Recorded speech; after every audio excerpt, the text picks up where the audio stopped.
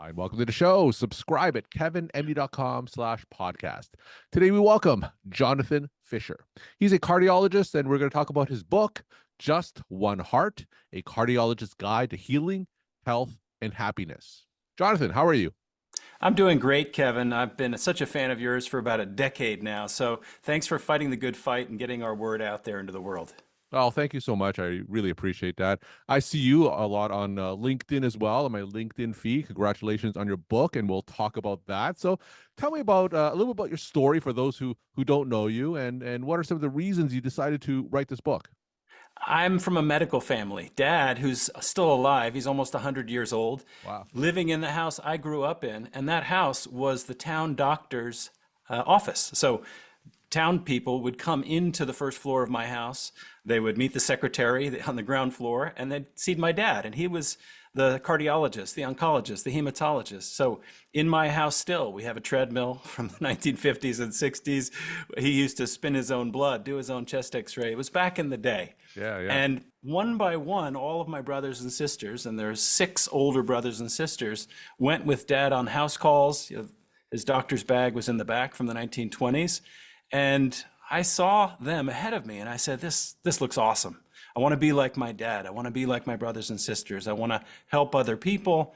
And I'm also scientifically minded. So I went through the training, I went through medical school, did my residency, and I figured out that for me, because I had a passion for physics, my mom was a physicist, cardiology offered me everything. I got to, think about the mechanical heart, the electromechanics, fluid mechanics, dynamics, and I went into cardiology. And that's kind of the pretty version of the story. Yeah. The not so pretty version of the story is I'm naturally a pretty neurotic, anxious guy. I was a little kid who used to worry all the time about being perfect and getting straight A's for my parents to love me and approve of me. We've heard this story before. And so I had to get into the top of the class. I had to get into Harvard for my residency. And all of that got me to a certain point until I realized, I looked around, I said, I don't have any really close friends except for a couple from high school. I don't have any romantic relationships. And I'm really not living life outside of medicine. And I was pretty unhappy, Kevin. Yeah. So, how long were you practicing before you came to that realization that you wanted a little bit more in life? Well, it started just after medical school. I Yeah. was really open-minded, open-hearted, enthusiastic, and I didn't know it was happening. But as I would go on my rotations, particularly the surgical rotations, where we would walk around the halls for hours on end and then go into the operating room, you weren't allowed to take breaks for the bathroom. You certainly couldn't, scratch your butt if you wanted to. It was suddenly like what used to be things that I felt the freedom to do. I realized that medical training involved stripping away of those freedoms, including the freedom to feel whatever the hell I wanted to feel. Yeah. So for me, it was even before going into practice. And it was actually during my residency at the Brigham and Women's Hospital when I secretly, at the encouragement of someone who really saw how bad things were getting for me, I secretly looked up a therapist and I snuck, I popped up the collar of my trench coat in the winter. I would hide my face so that nobody could see me. I was afraid of what my residents would think, my senior resident, my patients. But fortunately, through lots of tears and lots of sweat, I did 1 year of deep therapy to figure out why was I so unhappy and why was I struggling with anxiety. That wasn't the end of the story. Things really got worse over the next 10 years, actually, when I discovered what the real world of medicine was like, with Mm. RVUs and competition within groups and between groups, and very little rest, and Q3 or Q4 call, and very little time for myself or romantic relationships. So the first part was in residency where I sought help, and the second part was just within the first 5 years of practice at Mount Sinai Hospital. My best friend and guide, my sister Andrea, who was a radiologist, was diagnosed of a glioblastoma at the age of 40 with a young child. So Kevin, that's in a nutshell about 25 years of some really wonderful, amazing experiences in training and some really, really hard times. So before we get into your book, tell me about that reality of medicine and how that contrasted with what you thought your ideal medicine was when you were a young child and seeing what your dad did. I thought my dad was like the old-fashioned painting where it was a smiling doctor and a smiling patient and everything is hunky-dory. And I kind of wanted that. I wanted to have just me and the patient in a room Yeah. together, connected. And what I started to realize is that there was this machine and there was a culture. And I knew very little about culture. I think the word wasn't used once in medical school outside of our infectious disease class. And there they were referring to the Mm. agriculture. It's not that much different. We are raised and taught in a medical culture that teaches us not to lean on other people, not to view teamwork as important, and that it's all about what I can do. And it's all about sacrifice and continuous activity and very little rest. So there was this, I would say, if you were looking at a randomized control trial, and if the ideal state were my dad's practice, Mhm. and he describes it as such, there was a gradual but eventually very wide split from the dream of what I thought it would mean to be a doctor in the 21st century to the life that I had, where I was balled up on the floor of my New York City loft weeping because my sister was diagnosed with cancer. I hate going to clinic every day, and I've got to see 40 to 45 patients on weekends, rounding beginning at 4:30 in the morning. There was a wide split. So your book is Just One Heart, a cardiologist's guide to healing, health, and happiness. So why did you decide to write a book? Tell us about the events leading up to this book. It started out as self-help in a sense.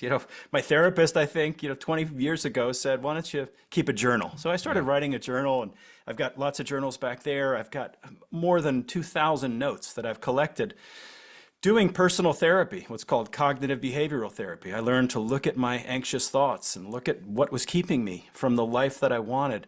I also was taking notes on what it was like to be on call and getting called out of my bed fast asleep, leaving my wife and my small children at home, having to go into the hospital, dealing with life and death situations. And it really, Kevin, initially was my attempt to put on paper the challenges I was facing, how I was dealing with them. And then as I started to get help, everything I learned along the way, I put it on paper. Mhm. And that included going to therapy, deciding whether to take medications for anxiety and depression, going to learn how to do meditation on various retreats, eventually week-long retreat at a Zen monastery in total silence, going to courses on positive psychology. Eventually, I wanted to share this with other people. My colleagues saw that I was changing. Yeah. They saw I had gotten coaching. So I wanted to create a book that was a resource for every possible way of getting ourselves out of this dark, dark place on the one hand. But I also realized that I'm not always unhappy. I'm happy most of the time now. So I also am interested in how can we go from good to great? Those of us who are staying in medicine, for example, and we want to change the system and we want to change the culture. We want to become leaders, but we were never taught how. So part of my executive work, in addition to cardiology, is I train future leaders. I train students and residents, and I also lead classes for the CEO and the CFO of our 38,000 employee organization. I'm fortunate to have that role. So I wanted to put all of that in a book in a very accessible, sort of plain language way, which is rooted in the science of human flourishing. What does it mean to have a well-connected, happy, fulfilled life? And so I go over the science of positive psychology, the science of mindfulness, and the science of how are our minds and our hearts connected. There's a lot of woo-woo talk out there in the spiritual world. I get frustrated by that as a cardiologist. And so I also wanted to put on paper how all of this is good for our cardiovascular health as well. So it's been quite a transformation for you. And the painting that you described earlier on about how you were lamenting your role in our healthcare system and it wasn't quite what you imagined to be when you were a little kid. That's the story of a lot of physicians I read, right? So of all the things that you had mentioned, and I don't want, don't have to give away the whole book, but tell us some of the most effective things that led to your transformation, just so other doctors that were in your position years ago can take away from. Well, the first thing is to realize that at the root of a lot of the burnout stories that we hear is a shift from people who are proud of their accomplishments, who can do almost anything if they put their mind to it, to a sense of hopelessness. Mm. And so my real piece of advice and what the book is meaning to do is to give a sense of hope that even though we've learned that, you know what, I can't control my call schedule, I can't control how many patients I see, I can't control this damn EHR. And so we end up in this place where we feel very little control in our lives. And the message of the book is that once we see that, and once we're willing to accept how painful it actually is, this difference between the life we dreamed of and the life we're living in, we can practice acceptance. And that's really hard to do, and we need to practice mindfulness. You actually have to be able to sit still in the junk, in the crap, essentially, and learn how to just be there and look at it, rather than do what so many doctors do and what I did, which was to run away towards all sorts of other distractions and addictions, etc., including addiction to anxiety. I didn't realize it. I was addicted to having worrisome thoughts. It was something I knew. So once I realized that I actually had some choice in my own life, that may have meant leaving a practice, which I did. That may have meant saying no within a large healthcare system to certain responsibilities, even though everyone demanded it of me, which I did. So I would say that at the root of it all is recognizing that though we feel like we may have lost hope, we may have lost power, we may have lost our personal agency, it's there, and we just have to rekindle it by looking for people and resources who are there to support us. So in terms of those resources, is it coaching? Is it therapy? What are some immediate next steps that physicians who find themselves in a place that you were that they can take? Of course, other than reading your book. Yeah. So Kevin, part of what I get to learn is how do we help people who are at different stages in the spectrum, essentially. So as a cardiologist, for example, if someone comes to me and says, how do I protect my heart? Well, it depends. Are you having a heart attack, or are you running for the Ironman triathlon and you want to do it better? So the way I think about it, Kevin, for our colleagues is, where are you right now? You can't have a one-size cookie-cutter answer. I don't think everybody should have a coach. No, I don't. Some people should. I do. And actually, I am a coach. But that's not the whole solution. So I would say that if there's a spectrum of well-being in general and specifically within healthcare, on the one hand, we have colleagues who are suicidal. And we know that 400 physicians are committing suicide each year, die by suicide. On the other hand, we have doctors who are saying, I've been there. I don't need help with that right now. I want to become the CEO of this company. I want to become an entrepreneur on the side. And so to answer your question, for those that are really struggling right now, need to get help. We need to ask for help. There are worries about disclosure of mental health conditions. About 25 states have changed their policies. Fortunately, organizations like the Lorna Breen Foundation are lobbying Congress, and we have the Lorna Breen Healthcare Protection Act. So on the deepest end of the well, Kevin, I would encourage our colleagues that even though you may feel ashamed about getting help, just ask for help. Tell someone. Say, I'm really down. I'm thinking of leaving. Whatever you're feeling, find one person and know that it's okay. It doesn't make you broken. It doesn't make you bad. Towards the middle of the spectrum, if you don't need a therapist right now and you don't need that, maybe you can do it yourself. So you go into the self-help section. I would say start with basic mindfulness. And mindfulness is not going to fix our healthcare system. Don't get me wrong. I've taught more than 5,000 people how to meditate, but I don't teach it so that I'm pretending like all the problems don't exist. What mindfulness can do is it helps us see our own experience and thoughts and feelings in a completely new way. Mm-hmm. We then become the observer of our thoughts rather than someone who gets carried away by them. And we become a lot wiser, a lot more clear. And then at the high end of the spectrum, Kevin, let's say we're in that sort of athlete's mindset, I would really dial down on lifestyle medicine. This applies to all stages, but I would then start to lock in, am I getting 7 to 8 hours of sleep? Am I eating a plant-forward whole foods diet? Am I exercising 20 to 30 minutes most days of the week? Do I have strong social relationships? Am I invested in that as much as my medical career? So that's kind of how I would approach someone depending on where they are on that spectrum of well-being. One of the themes in your book is mind body health. And in your book, the description, it says that you've consulted with dozens of experts in mind body health. So tell us some of the transformative lessons that you've learned from these experts and how physicians can apply those lessons.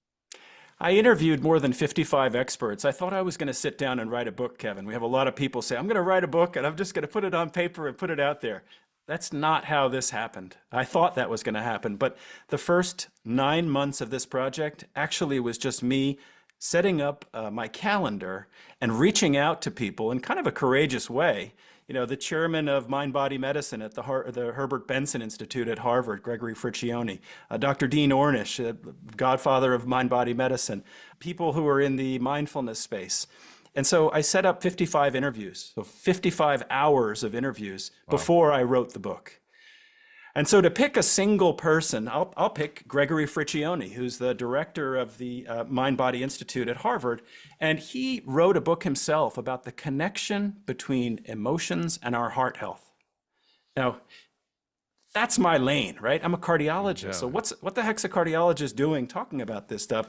So what he taught me, both through his book and our conversations, were that we do not appreciate in our current healthcare system how deeply intertwined our emotional well-being, our mindset, our attitudes, what impact they have on our health outcomes, both as patients, but also on our ability to care for patients as doctors. And so that really gave me permission that I was not going out on some left field tangent here. And he said, please do this work, do this research. We're talking to Jonathan Fisher. He's a cardiologist. He's the author of the book, Just One Heart, a cardiologist's guide to healing, health, and happiness.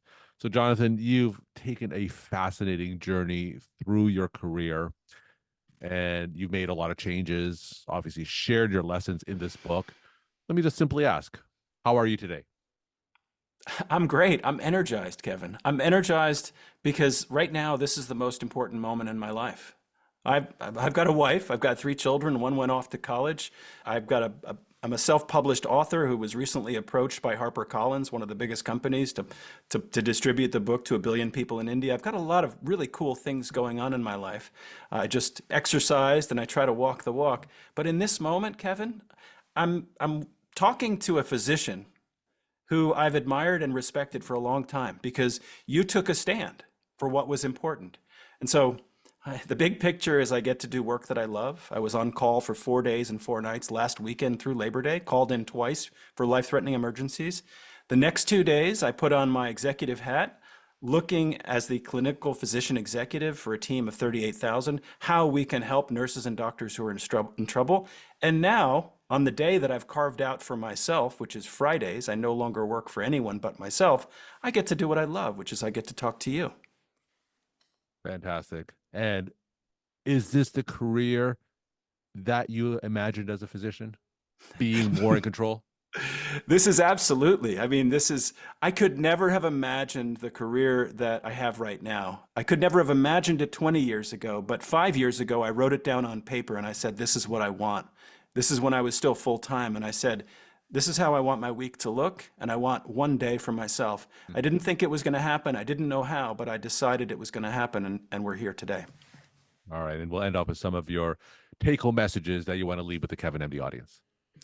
I would say that if you're stuck right now, if you're struggling, you're thinking about leaving medicine, you're frustrated, you're just maybe even pissed off, there's a few basic steps that you can take today, right now. And the first is don't waste any more time complaining.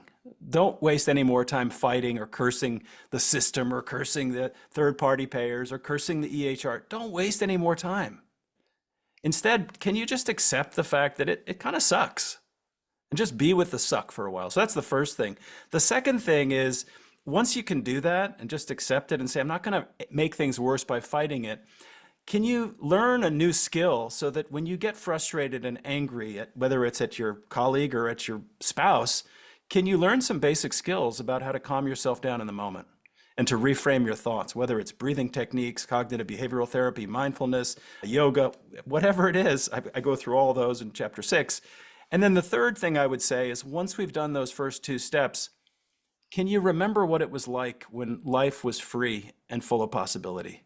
Maybe you were a kid, maybe you were a teenager, maybe you were in college. Can you remember that and hold on to a little bit of hope that it's still possible to get there again? And in order to do that, it's time for you to start making some hard choices.